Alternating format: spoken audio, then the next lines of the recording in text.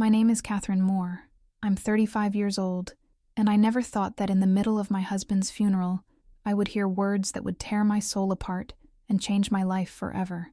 It was a cold Tuesday morning in October when we laid Jonathan Reed to rest.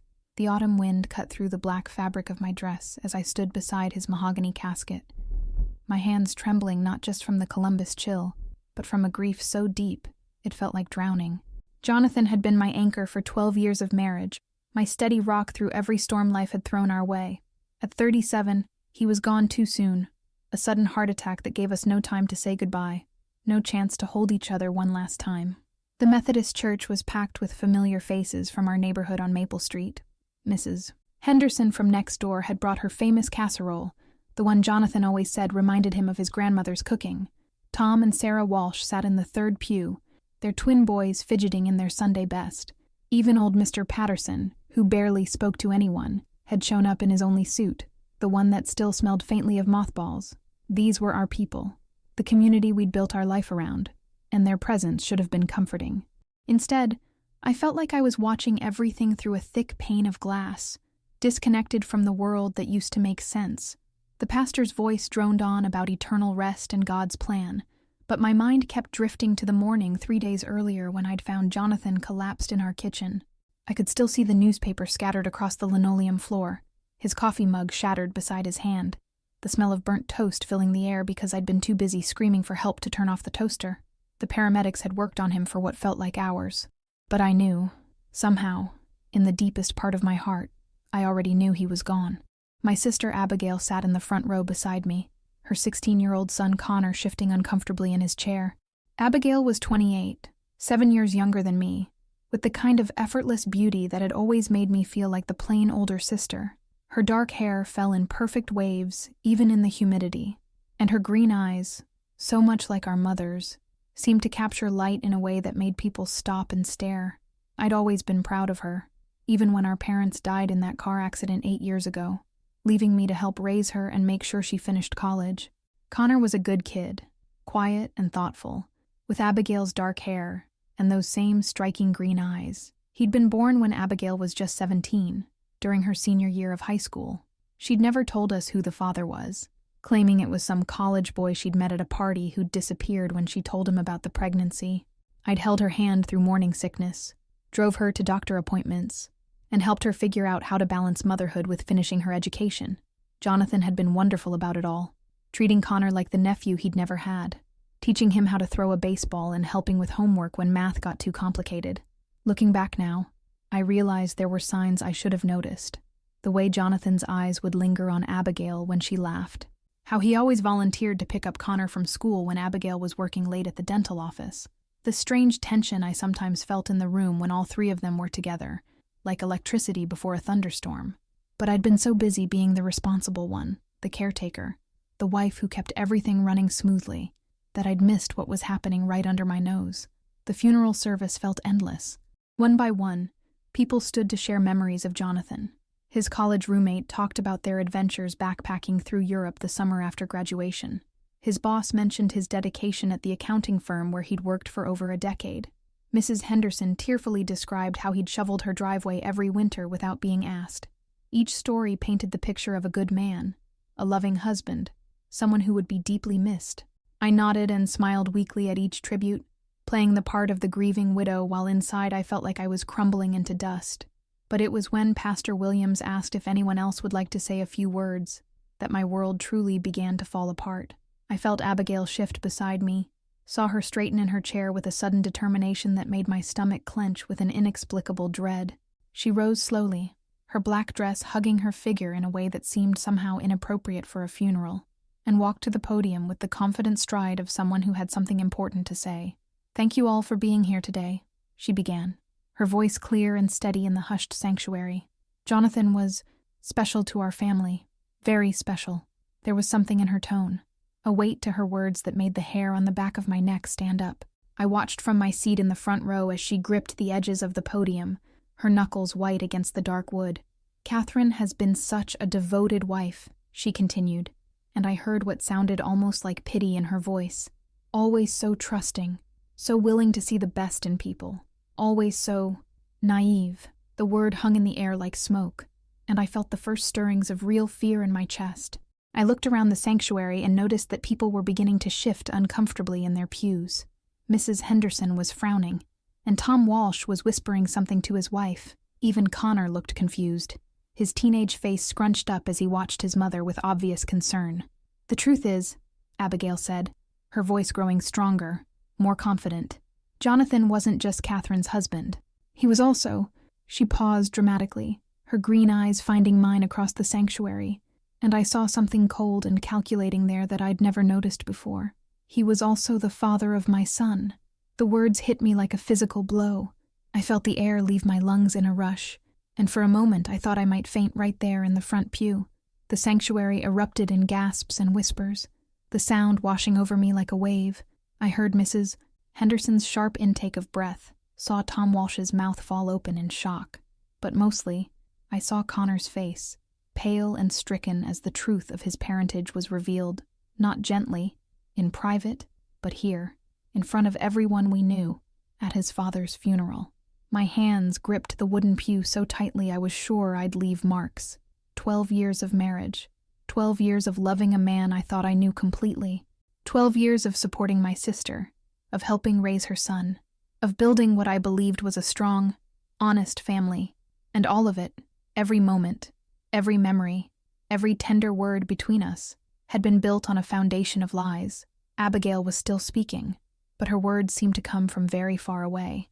Something about how she'd kept the secret to protect me, how Jonathan had begged her not to tell, how she couldn't live with the lie anymore now that he was gone. I watched her lips move, but couldn't process what she was saying, because my mind was reeling, trying to piece together 16 years of deception. Connor, sweet, quiet Connor with his dark hair and green eyes that I'd always thought came from Abigail. But now I could see it, the shape of his jaw that was exactly like Jonathan's, the way he tilted his head when he was thinking, just like his father used to do. How had I been so blind? How had I missed something so obvious? The whispers in the sanctuary grew louder, more urgent. I could feel dozens of pairs of eyes on me, watching to see how I would react to this devastating revelation. Some faces showed pity, others shock, and a few, I was horrified to realize, showed something that looked almost like satisfaction, as if they'd suspected something all along and were vindicated by Abigail's confession. I stood up slowly, my legs unsteady beneath me. The sanctuary fell silent as everyone waited to see what I would do. Would I collapse in grief, run from the church in humiliation, scream at my sister for destroying what should have been a solemn farewell to my husband? But as I looked at Abigail standing there at the podium, beautiful and composed even as she delivered the cruelest blow of my life, something unexpected happened. Instead of crumbling, instead of falling apart, I felt a strange kind of clarity wash over me. Yes, my heart was broken. Yes, I felt betrayed and humiliated and devastated, but I also felt something else rising up inside me, a strength I didn't know I possessed, a dignity that no one could take away from me, not even with revelations that shattered everything I thought I knew about my life. I walked slowly toward the podium where my sister waited, her green eyes still fixed on mine with that cold calculation. The silence in the sanctuary was deafening, broken only by the soft sound of my heels on the carpet and the rustle of fabric as people turned to watch my approach. When I reached the podium, I looked out at the sea of familiar faces, neighbors, friends, colleagues, all waiting to see if I would break. I stood at that podium, looking out at faces I'd known for years, and felt something I'd never experienced before, a kind of fierce calm that settled over me like armor. The whispers had died down to nothing, and I could hear my own heartbeat in the silence. Abigail stepped aside, but I could feel her presence beside me, probably expecting me to break down, to give her the dramatic scene she seemed to be orchestrating. Instead, I cleared my throat and spoke in a voice that surprised even me with its steadiness. "Thank you, Abigail, for that revelation." I let my eyes sweep across the congregation, taking in Mrs. Henderson's shocked expression, the Walsh twins hiding their faces behind their father's arms, old Mr. Patterson shaking his head in what looked like disgust. I suppose some of you are wondering what I'm going to say now. Maybe you're expecting me to fall apart, or scream, or run away in shame. I paused, my hands finding their own strength as I gripped the podium. But here's what I want you all to know about the man we came here to honor today. Jonathan Reed was my husband for 12 years. He was the man who held my hair back when I had food poisoning on our second anniversary. He was the one who surprised me with a trip to Niagara Falls for my 30th birthday, because he remembered me saying once that I'd always wanted to see it. He painted our kitchen yellow because I said it would make the mornings feel brighter. My voice was getting stronger with each word, and I saw several people in the congregation nodding, remembering their own interactions with Jonathan. He was the man who drove 3 hours to Cleveland every month for 2 years to visit my grandmother in the nursing home, even after she stopped remembering who any of us were. He did that because he knew it mattered to me, and what mattered to me mattered to him. I turned slightly to look at Connor, who was staring at me with wide, frightened eyes. This poor boy, caught in the middle of something he never asked to be part of, learning about his father's identity at the worst possible moment. My heart ached for him almost as much as it ached for myself. "Connor," I said, my voice gentling as I addressed him directly, "if what your mother says is true, and I have no reason to doubt her timing or her methods, then you've just learned something that's going to change your life forever. I want you to know that none of this is your fault. You're a good kid, and you deserve better than this." The boy's face crumpled, and I saw tears starting to flow down his cheeks. Abigail moved toward him, but I wasn't finished speaking. "Abigail," I said, turning back to the congregation, but keeping my voice loud enough for everyone to hear. "You've chosen to share this secret today, at Jonathan's funeral, in front of our entire community. I'm sure you have your reasons. Maybe you thought this was the right time. Maybe you thought I deserved to know this way." I let that sink in for a moment, watching as some people in the pews began to look less sympathetic toward my sister and more uncomfortable with her timing. But I want everyone here to understand something about the woman standing next to me. This is the sister I raised after our parents died. I was 27 years old when that car accident took them, and Abigail was just 20. I could have left her to figure things out on her own. She was an adult, after all. But I didn't. I helped her finish college. I was there when Connor was born, held her hand through labor, drove her home from the hospital. I babysat every weekend so she could go out with friends, helped her study for exams, co-signed for her first apartment. The sanctuary was completely silent now. Even the children had stopped fidgeting. Mrs. Henderson was dabbing at her eyes with a tissue, and I could see several people nodding as they remembered how devoted I'd been to my younger sister over the years. When Connor needed school clothes, I bought them. When he wanted to play Little League but Abigail couldn't afford the equipment, Jonathan and I took care of it. When he broke his arm falling off his bike 3 summers ago, I'm the one who sat in the emergency room for 6 hours because Abigail was at work and couldn't leave. I felt my voice starting to shake slightly, but I pushed through it. Every Christmas morning, every birthday party, every school play, we were there. Jonathan and I made room in our lives and our hearts for both of you because that's what family does. I could see Abigail shifting uncomfortably beside me, her composed facade beginning to crack. Good. Let her feel uncomfortable. Let her realize that her dramatic revelation was backfiring in ways she hadn't expected. "So yes," I continued, my voice growing stronger again, "if Jonathan is Connor's father, then I've spent 16 years helping to raise my husband's son without knowing it. I've loved that boy like he was my own nephew, supported him, cheered for him at soccer games, helped him with homework, taught him how to drive last year when Abigail was too nervous to do it herself." Connor was crying openly now, and I saw several women in the congregation wiping away tears of their own. The story was resonating with them. They could see the injustice of what had been done to me, the cruelty of the timing, the years of deception that had allowed me to pour love into a situation built on lies. "But here's what I want all of you to remember," I said, looking directly at some of the faces I'd known longest. Mrs. Henderson, the Walshes, even old Mr. Patterson. I came here today to bury my husband and say goodbye to the man I thought I knew completely. Instead, I've learned that the 2 people I trusted most in the world have been living a lie for 16 years. My marriage, my family, my sense of who I am, all of it has been torn apart in the space of 5 minutes. The silence in the sanctuary was profound now. I could hear the old building settling, the whisper of wind through the trees outside, but no human sound at all. "Abigail," I said, finally turning to face my sister directly, "you chose this moment, this place, these people to witness your confession. You decided that Jonathan's funeral was the appropriate time to destroy what was left of my world. I want you to live with that choice. I want everyone here to remember that when you had the option to tell me privately, to spare me public humiliation, to show me even a small measure of kindness in my grief. You chose instead to make this moment about you." My sister's face had gone pale, and for the first time since she'd started speaking, she looked uncertain. I think she was beginning to realize that her dramatic revelation wasn't having the effect she'd expected. Instead of destroying me, it was revealing her own character in a way that wasn't flattering. "To everyone else here," I said, looking back out at the congregation, "thank you for coming to honor Jonathan today. Whatever else he may have done, whatever lies he may have lived, he was still a man who touched many of your lives in positive ways. Don't let this moment erase the good memories you have of him." I stepped back from the podium, my heart pounding but my head held high. As I walked back toward my seat, I could hear the whispers starting up again, but they sounded different now. Instead of shocked gossip, they sounded more like murmurs of sympathy and admiration. I heard someone, I think it was Mrs. Henderson, whisper, "That woman has more dignity than anyone deserves to need," but I wasn't finished. As I passed Connor's chair, I stopped and knelt down beside him. His face was streaked with tears, and he looked younger than his 16 years, lost and confused and hurt. "Connor," I said quietly, just loud enough for him to hear, but low enough that the rest of the congregation couldn't make out my words. "This doesn't change how I feel about you. You're still the boy who helped me plant tomatoes in the garden last spring. You're still the kid who always remembered to thank me for dinner when you ate at our house. None of this is your fault. And if you ever need anything at all, you come to me. Do you understand?"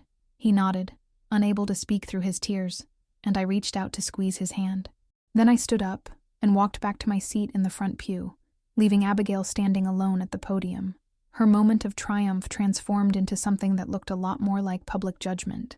Pastor Williams, clearly shaken by what he'd just witnessed, managed to pull himself together enough to conclude the service. His voice trembled as he offered the final prayer, and I could tell he was eager to bring this unexpected drama to an end.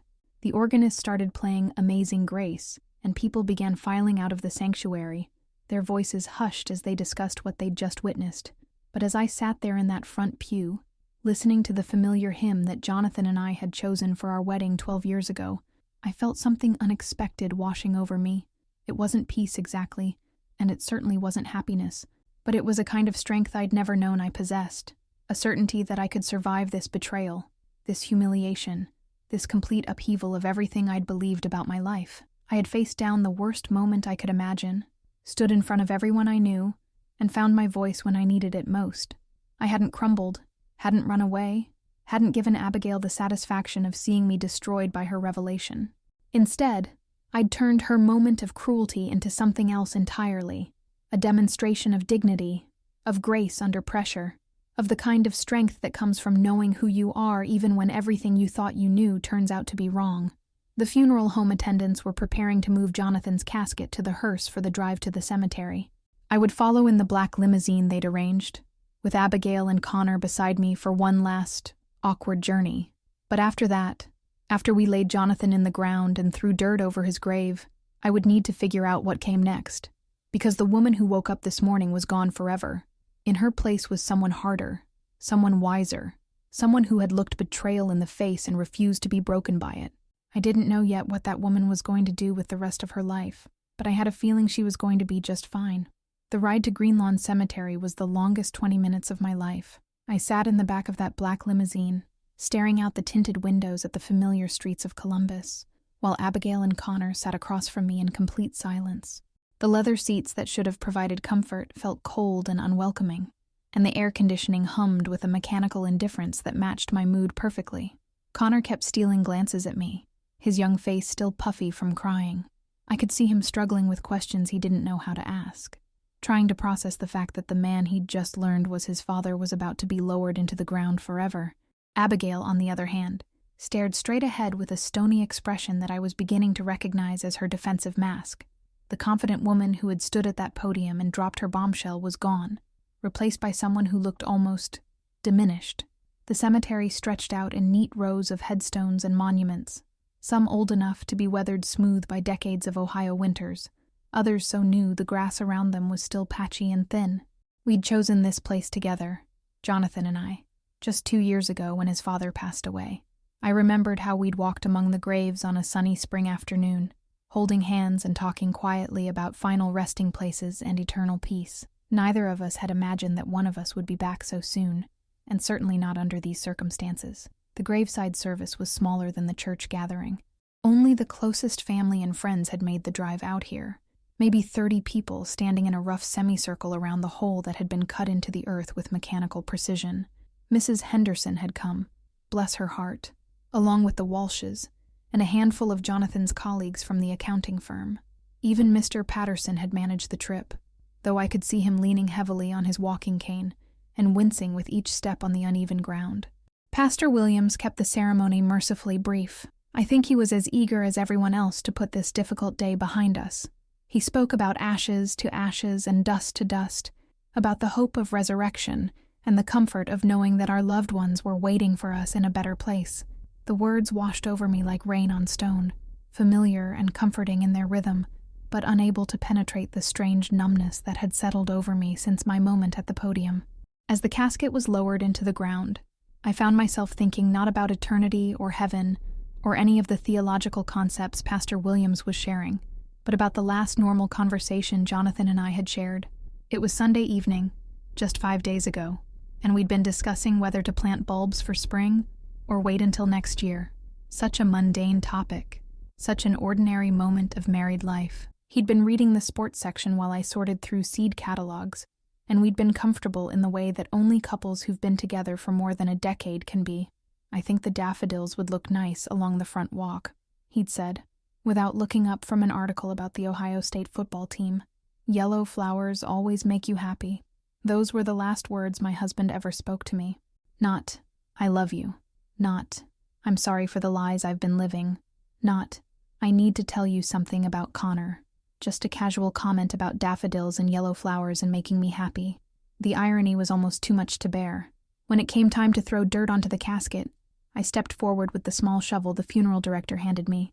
The earth was dark and rich, the kind of soil that would nurture the grass they'd plant over Jonathan's grave in a few weeks.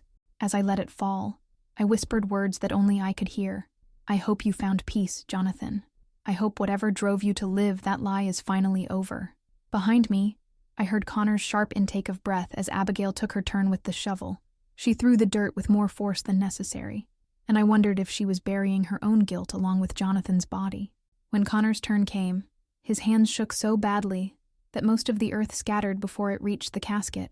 I wanted to help him, to put my arm around his shoulders and tell him it was okay, but I wasn't sure what my role was supposed to be anymore. Was I his aunt? His stepmother? Just the woman who'd been unknowingly helping to raise him while his real parents carried on their secret affair? After the ceremony, people began making their way back to their cars, offering me final condolences and promises to check on me in the coming weeks. Mrs. Henderson pressed a covered dish into my hands and told me it was her famous chicken and rice casserole, the one that would keep in the refrigerator for days and just needed reheating. Tom Walsh shook my hand and said something about Jonathan being a good man who'd made some bad choices, but that didn't define everything about him. Even Mr. Patterson shuffled over to pat my shoulder with one gnarled hand and mumble that I'd shown real class today, more than some people deserved. But it was Connor who surprised me the most. As the crowd began to thin out, he approached me hesitantly, his hands shoved deep in the pockets of his only suit. He'd grown so much over the past year. He was almost as tall as Jonathan had been, with the same broad shoulders and the same way of ducking his head slightly when he was nervous. Mrs. Reed, he said quietly, using the formal address he'd always used despite my repeated invitations to call me Aunt Catherine. I just wanted to say, I'm sorry, about everything, about what my mom said today, about the way she said it, about, he gestured helplessly toward the grave, about him being gone before I ever got to know he was my dad. My heart cracked a little more at the pain in his voice. This boy, this young man, really, was dealing with loss and revelation and confusion all at the same time, and he was handling it with more grace than his mother had shown.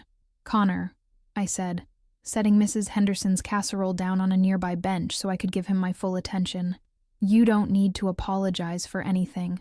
None of this was your choice, and none of it was your fault. You're 16 years old, and you shouldn't have to carry the weight of adult mistakes. He nodded, but I could see he was still struggling with something. The thing is, he continued, his voice barely above a whisper, I always wondered, Why my mom never wanted to talk about my dad. Why she got so angry whenever I asked questions. And sometimes, when Mr. Reed, when Jonathan, when he was teaching me stuff or helping with homework, I used to pretend maybe he was my dad. Not in a weird way, he added quickly. Just, you know how kids imagine things. The confession broke my heart completely. All those times I'd seen Jonathan and Connor together, all those moments I'd thought were just a man being kind to his nephew, had actually been a father and son finding each other without even knowing it. How many opportunities for real connection had been lost to Abigail's deception? How many conversations? How many shared experiences? How many chances for Connor to know his real father had been stolen by the need to keep this secret? He loved you, I told Connor, and I realized as I said it that it was absolutely true. Maybe he didn't know you were his son, but he loved you anyway. The way he lit up when you came over for dinner, how proud he was when you made the honor roll, how he never missed one of your soccer games. That wasn't duty or politeness. That was love. Connor's eyes filled with tears again, but this time they seemed different somehow. Less desperate, more healing. Do you think he would have wanted to know? If my mom had told him the truth, do you think he would have been happy about it? It was a question I'd been asking myself since Abigail's revelation, and the answer came to me with surprising clarity. I think he would have been terrified, I said honestly. Jonathan was a good man, but he wasn't always a brave one. I think he would have been scared of hurting me, scared of disrupting our marriage, scared of changing everything we'd built together. But yes, Connor, I think deep down, he would have been happy to know he had a son. We stood there in comfortable silence for a moment, surrounded by the peaceful quiet of the cemetery. In the distance, I could see Abigail waiting by the limousine, checking her phone with obvious impatience. She'd been subdued since my speech at the church, and I could tell she was eager to get away from the judgment she was feeling from everyone who'd witnessed her dramatic revelation. Mrs. Reed, Connor said suddenly, what happens now? I mean, with us, with you and me and my mom. Everything's different now, isn't it? The question hit me like a physical blow, because I realized I didn't have an answer. What did happen now? How do you maintain a relationship with your sister after she's betrayed you in the cruelest way possible? How do you continue to love a boy who's the living proof of your husband's infidelity? How do you rebuild a life when everything you thought you knew has been revealed as a lie? I don't know, Connor, I admitted. I honestly don't know what happens next, but I can promise you this. Whatever relationship we have going forward, it won't be based on lies or secrets. If you want me in your life, if you want to maintain some kind of connection, then we'll figure out what that looks like together. But it has to be honest, and it has to be your choice. He nodded, seeming older than his 16 years in that moment. I'd like that, he said. I'd like to still be able to talk to you sometimes. You're the closest thing I've ever had to... He paused, struggling with the words. To what? I prompted gently. To a real family, he finished quietly. You and Jonathan. You always made me feel like I belonged somewhere. Even if it was all built on a lie, it felt real to me. I pulled him into a hug then. This boy who'd been caught in the middle of an adult mess not of his making. He was taller than me now, but as his arms came around me, I could feel him trying not to cry again. We stood there among the headstones and the autumn wind, two people whose worlds had been shattered by the same revelation, holding on to each other because sometimes that's all you can do when everything else falls apart. When we finally separated, I saw Abigail approaching us with determined steps. Her face was set in that hard expression I was beginning to recognize as her way of dealing with uncomfortable situations, and I braced myself for whatever she was planning to say. Catherine, she began, her voice carefully controlled, I think we need to talk. Just the two of us. There are things you need to understand about how this all happened. I looked at her, really looked at her, for the first time since her revelation at the church. The beautiful, confident woman who'd stood at that podium and destroyed my world was gone. In her place stood someone who looked smaller somehow, less sure of herself, as if the weight of her secret had been holding her up. And now that it was gone, she was struggling to find her balance. You're right, I said finally. We do need to talk, but not here, not today. Today is for burying Jonathan, and I'm not going to let anything else taint that. I picked up Mrs. Henderson's casserole and started walking toward the parking lot where my car waited. When you're ready to explain 16 years of lies, Abigail, you call me. But you'd better be prepared to tell me everything, because I'm done with secrets. As I drove home alone through the familiar streets of Columbus, I realized that something fundamental had shifted inside me. The woman who'd woken up this morning was gone forever, just as I'd suspected at the church. In her place was someone harder, more suspicious, less willing to trust blindly or love without question. I wasn't sure yet if that was a good thing or a bad thing, but I knew it was permanent. The house felt impossibly empty when I walked through the front door. Jonathan's coffee mug was still in the sink from Monday morning, before everything changed. His reading glasses were folded on the kitchen table beside the newspaper he'd never finished. The book he'd been reading was still on his nightstand, bookmarked at page 247, waiting for him to return and find out how the story ended. But some stories, I was learning, don't get neat conclusions. Some stories just stop in the middle, leaving everyone to figure out what happens next on their own. 3 days passed before Abigail called. 3 days of me rattling around in my empty house, eating Mrs. Henderson's casserole straight from the container and trying to make sense of a marriage that now seemed like a complete fiction. I'd found myself going through Jonathan's things with new eyes, looking for clues I might have missed, signs that he'd been living a double life right under my nose. In his sock drawer, tucked behind a pile of Argyle socks I'd bought him for Christmas 2 years ago, I found a small stack of photographs. Connor at various ages, blowing out candles at birthday parties I'd attended, playing in Little League games where Jonathan and I had sat together in the bleachers, opening presents on Christmas mornings in our living room. But these weren't the family photos we'd taken together. These were different angles, secret shots, as if Jonathan had been documenting his son's life from the shadows. When my phone finally rang on Friday evening, I almost didn't answer it. I was sitting in Jonathan's leather recliner, wearing one of his old Ohio State sweatshirts that still smelled faintly of his cologne, staring at those hidden photographs spread across the coffee table like evidence in a murder trial. "Catherine?" Abigail's voice was smaller than I'd ever heard it, uncertain in a way that reminded me of the scared 20-year-old she'd been when our parents died. "Can I come over? I think it's time we talked." I looked around the living room that had been the center of my married life for 12 years. The couch where Jonathan and I had watched countless movies, the mantel where our wedding photos still stood next to pictures of Connor, that now took on an entirely different meaning. The dining room table where we'd shared thousands of meals as a family, or what I'd thought was a family. "Come over," I said simply, and hung up the phone. 20 minutes later, I heard her car in the driveway. Through the front window, I watched her sit behind the wheel for several long moments before finally getting out. She looked older than she had on Tuesday, worn down in a way that made her seem less like the confident woman who'd destroyed my world, and more like the little sister I'd raised after tragedy struck our family. When I opened the door, we stared at each other for a long moment without speaking. She was wearing jeans and an old sweater, her hair pulled back in a messy ponytail, no makeup to hide the dark circles under her eyes. This was the real Abigail, the one behind the carefully constructed facade she usually presented to the world. "Thank you for agreeing to see me," she said quietly, as she stepped into the entryway. Her eyes immediately went to the photographs I'd left scattered on the coffee table, and I saw her face crumple slightly as she recognized them. You found them," she whispered.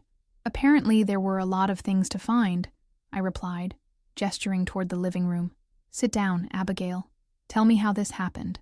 Tell me how my husband and my sister managed to lie to me for 16 years. She perched on the edge of the couch like she was ready to run at any moment, her hands twisted together in her lap. For several minutes, she didn't speak at all, just stared at those photographs of her son, Jonathan's son, as if they held answers to questions she didn't know how to ask.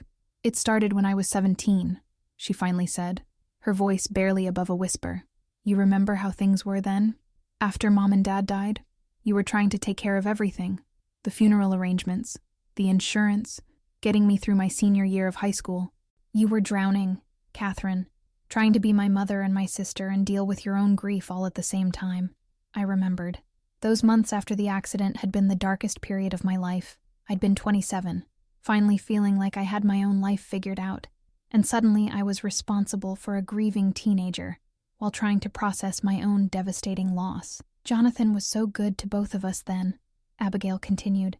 "You'd only been married for 2 years, but he stepped up in ways he didn't have to. He helped me with college applications, drove me to grief counseling when you couldn't get off work, sat with me when I had panic attacks in the middle of the night, because everything reminded me of Mom and Dad." I nodded, remembering how patient Jonathan had been during that impossible time. It was one of the reasons I'd fallen even deeper in love with him, his willingness to take on my broken family and help put the pieces back together.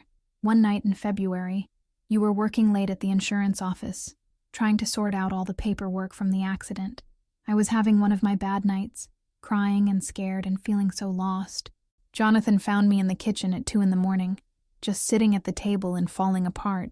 She paused, taking a shaky breath, and I could see tears starting to form in her eyes. He held me while I cried. That's all it was supposed to be. Just comfort. Just someone being kind to a scared kid who'd lost everything.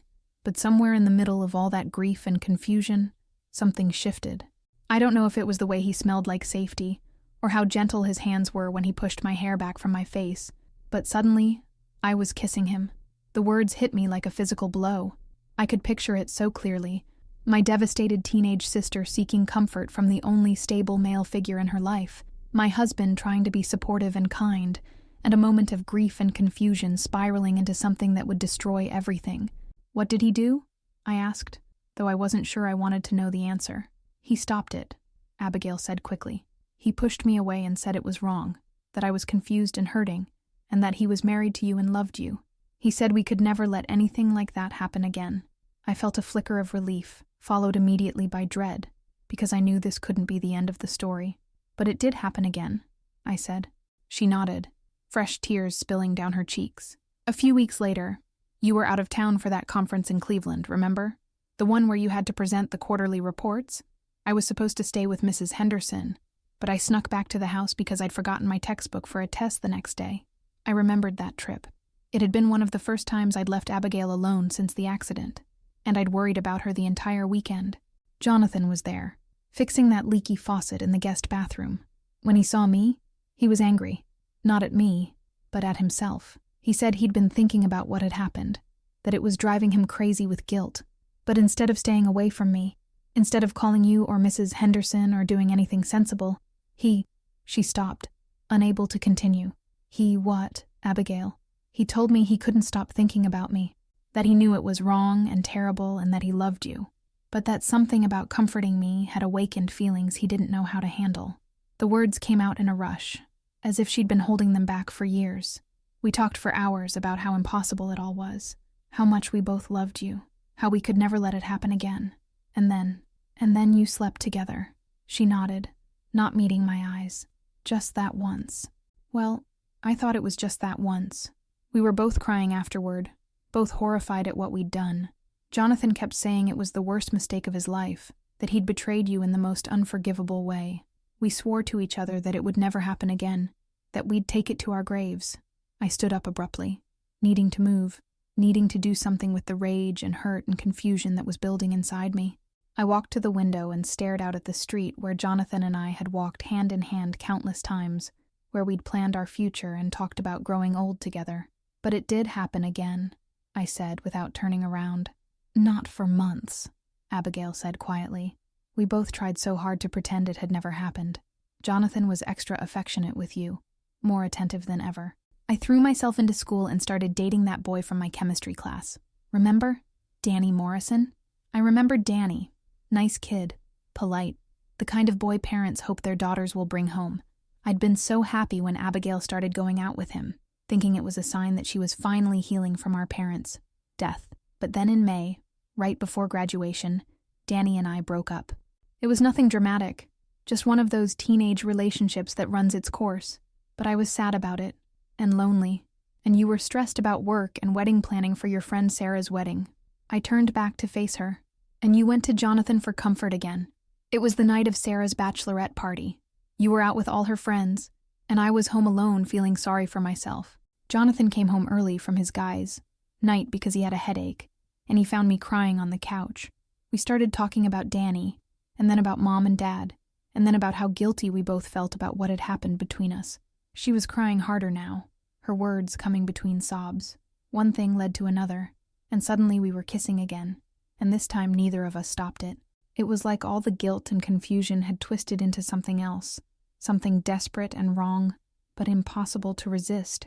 I felt sick to my stomach, imagining my husband and my teenage sister together while I was out celebrating my friend's upcoming wedding, completely oblivious to the betrayal happening in my own home.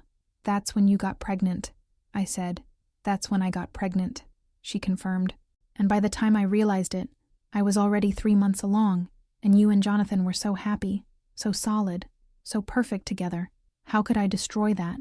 How could I tell you that your husband had gotten your baby sister pregnant? So you let me believe it was some college boy, I said, my voice flat with exhaustion. You let me support you through the pregnancy, help you raise Connor, welcome him into our family as my nephew, all while knowing he was actually Jonathan's son. I thought it was better that way, Abigail said defensively. I thought if I could just carry the secret alone, if I could protect you from the truth, then maybe we could all have some kind of happiness. You and Jonathan could stay married, Connor could grow up with a loving extended family, and I could live with the guilt as long as everyone else was okay. And Jonathan, I asked, did he know Connor was his son? This was the question that had been haunting me for 3 days. Had my husband known he was helping to raise his own child? Had every interaction with Connor been tinged with the knowledge of their real relationship? Abigail was quiet for so long I thought she wasn't going to answer. When she finally spoke, her voice was so quiet I had to strain to hear her. He suspected, she said, especially as Connor got older and started looking more like him.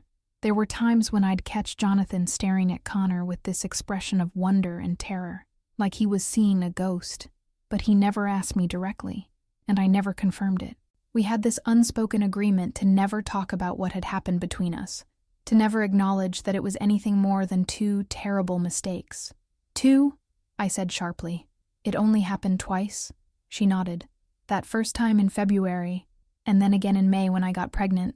After that, we were both so horrified by what we'd done, so terrified of hurting you, that we made sure we were never alone together again. At family dinners, holidays, any time we were all in the same room, one of us would make sure you were there too, or that other people were around. We spent 16 years avoiding each other while pretending everything was normal. I thought about all the family gatherings over the years, all the times I'd noticed Jonathan and Abigail seemed a little awkward around each other, a little too careful to avoid prolonged eye contact or accidental touches. I'd attributed it to Jonathan being respectful of boundaries with his sister-in-law, never imagining it was actually guilt and desire and fear all tangled up together. Why now? I asked suddenly. Why tell me at the funeral? If you managed to keep this secret for 16 years, why couldn't you keep it a little longer? For the first time since she'd started talking, Abigail looked up and met my eyes directly. What I saw there surprised me.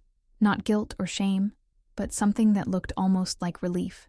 Because I couldn't watch you grieve for a lie, she said simply.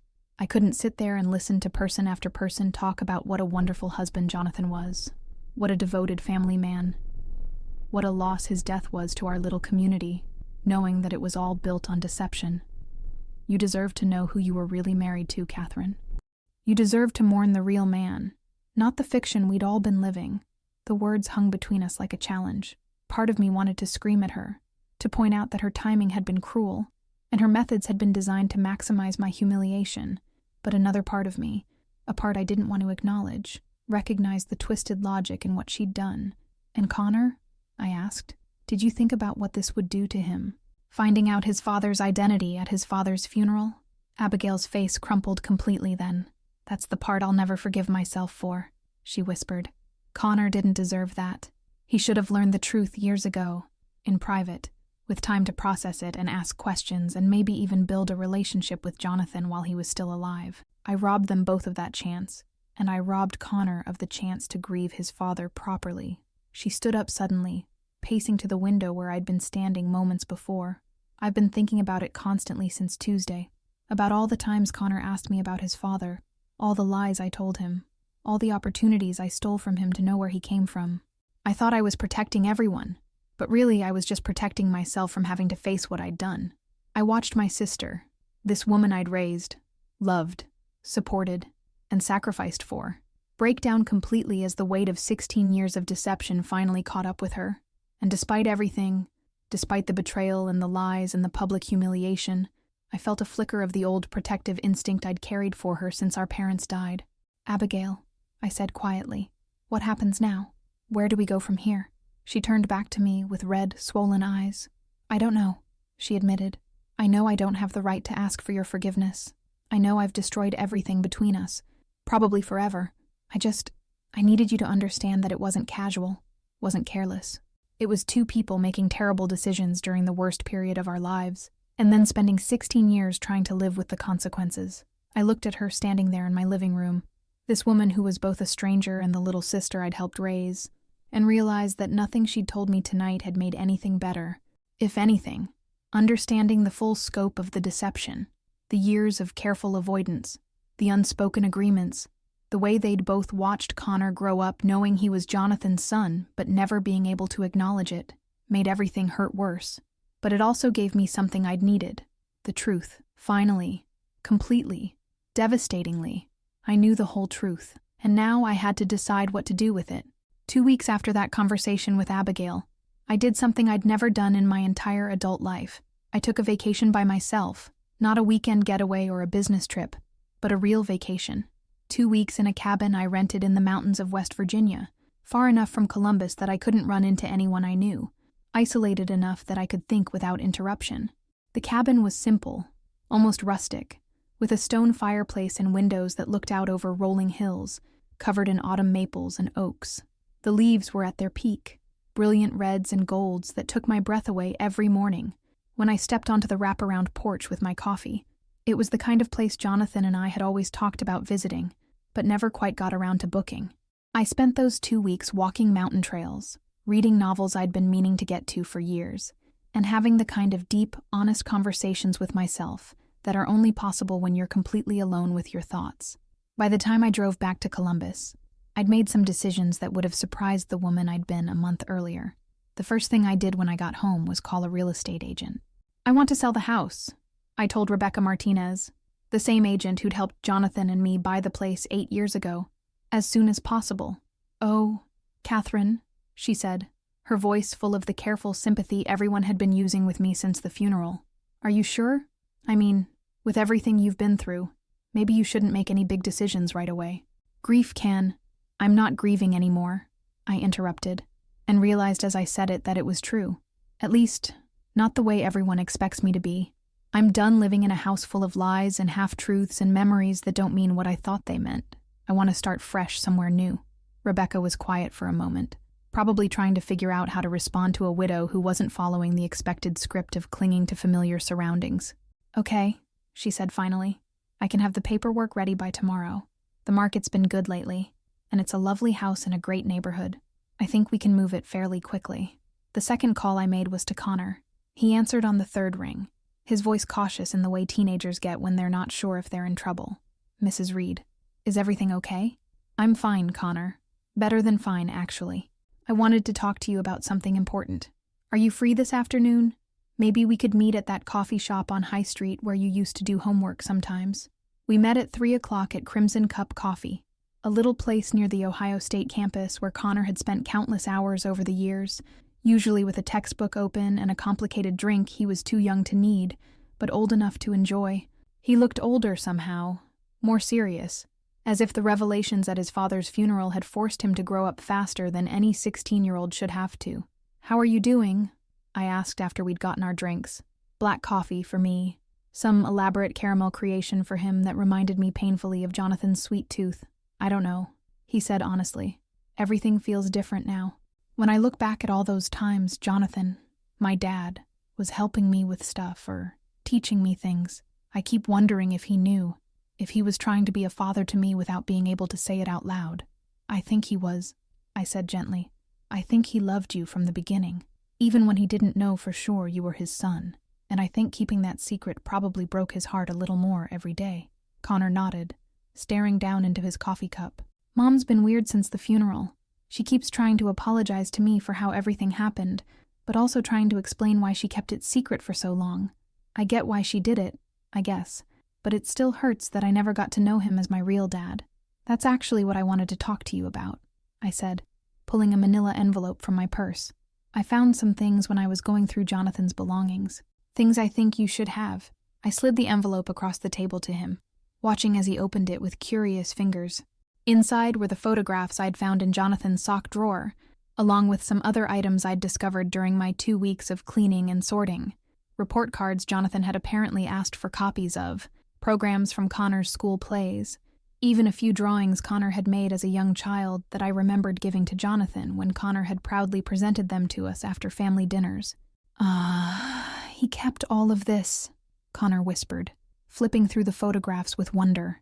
He did.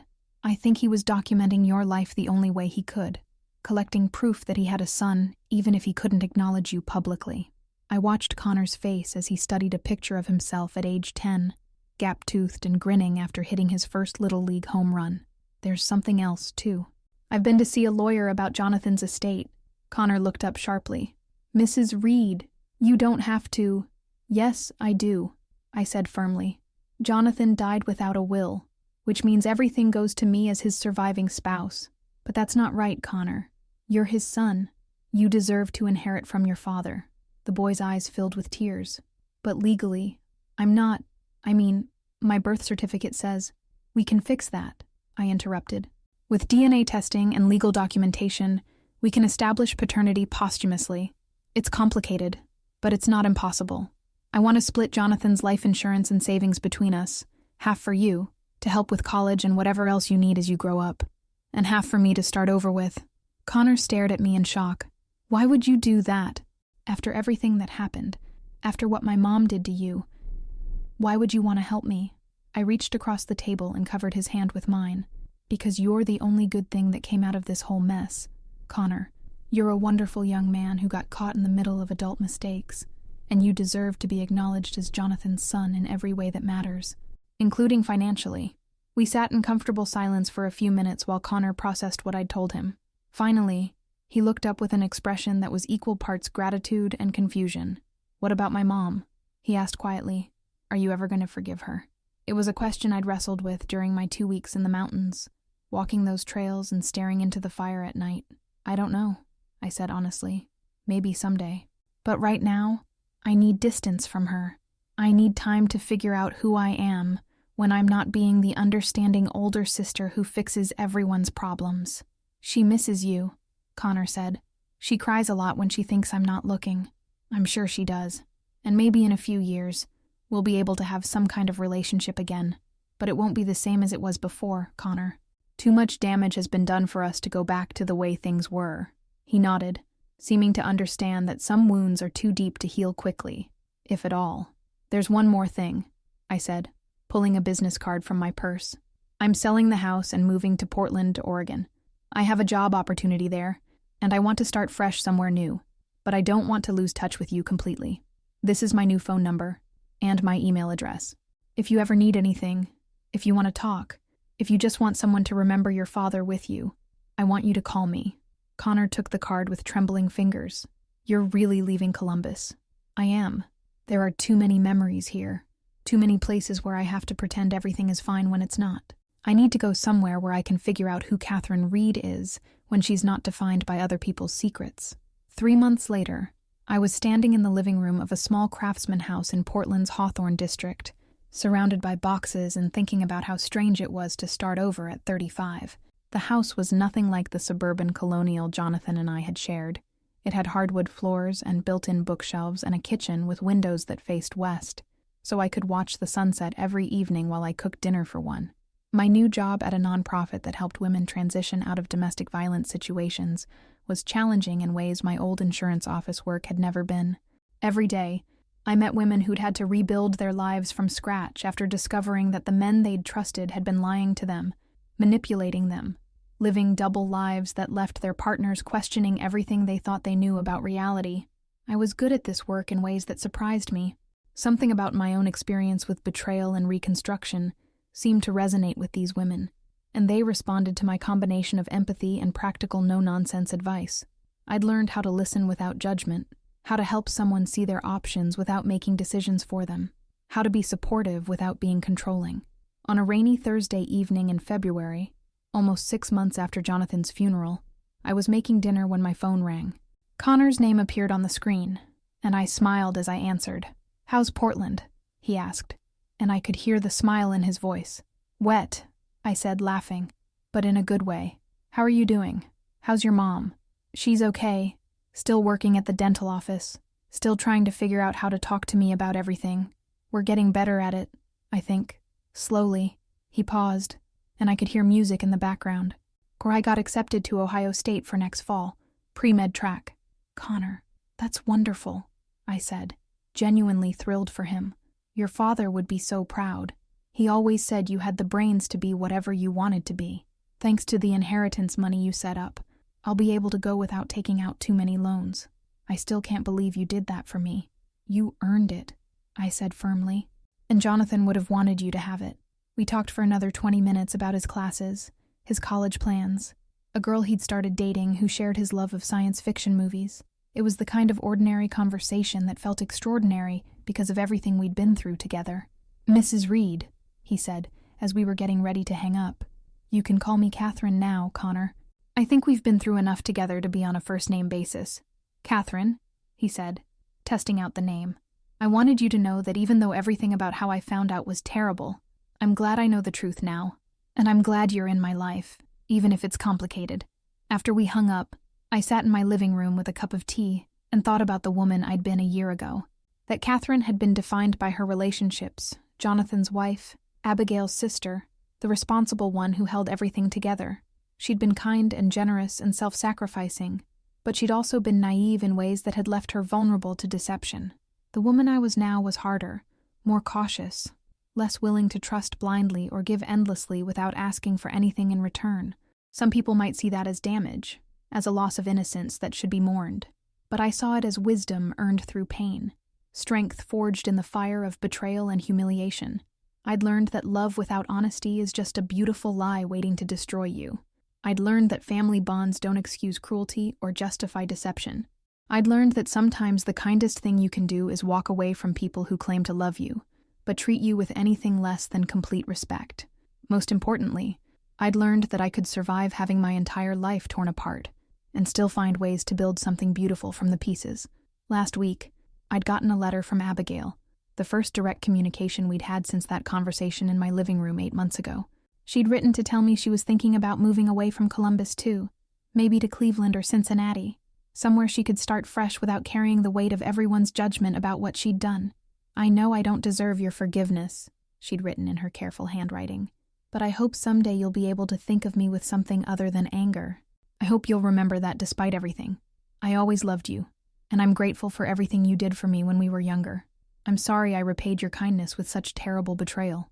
I'd read the letter twice, then put it in a drawer without responding. Maybe someday I'd be ready to forgive her. Maybe someday I'd be able to separate the sister who'd needed me from the woman who'd betrayed me. But that day wasn't today, and it might not be tomorrow either. And that was okay.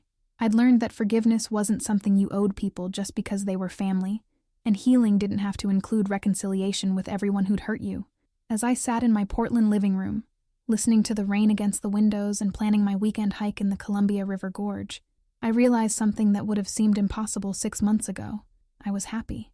Not the naive happiness of someone who'd never been tested by real adversity, but the deeper, more complex happiness of someone who'd been broken apart and had chosen to rebuild herself stronger and wiser and more authentic than before. The woman who'd stood at that podium on the day of Jonathan's funeral and refused to be destroyed by the worst moment of her life had become someone I was proud to be. Someone who could love without losing herself, who could be generous without being taken advantage of, who could face hard truths and still choose hope over bitterness. At 35, I was finally becoming the woman I was always meant to be, and despite everything it had cost me to get here, I wouldn't trade her for anything.